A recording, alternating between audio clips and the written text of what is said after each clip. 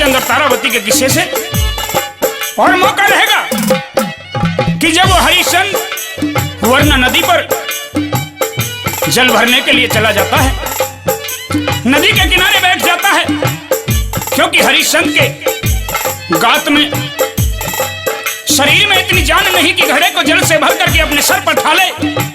उधर तारावती पहुंच जाती है और तारावती को देख करके महाराज हरिश्चंद्र किस तरह से कहते हैं और महारानी तारा किस तरह से जवाब देती है, बाकी हवाला रागनी के माध्यम से लेकर के आ रहे हैं सुरेश गोला पलवल, ललिता शर्मा मेरठ।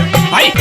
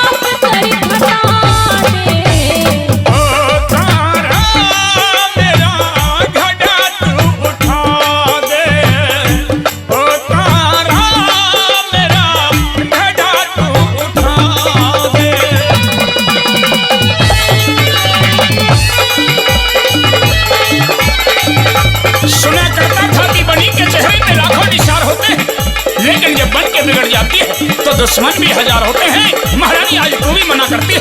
पिया जी, आज के लिए मैं आपसे माफी चाहती हूँ। सुनिए मेरी बात और अपनी बात कहिए।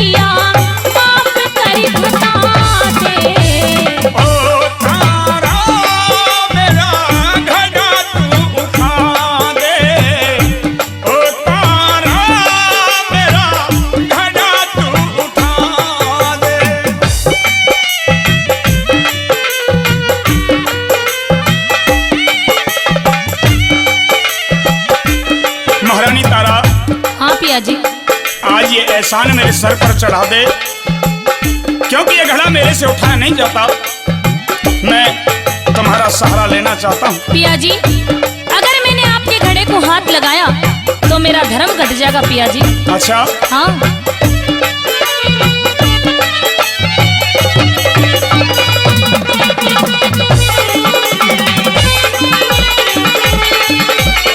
क्या बात है संगीतकारों,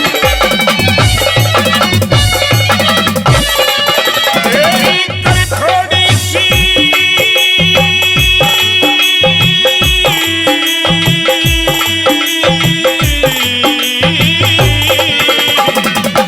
थोड़ी सी मदद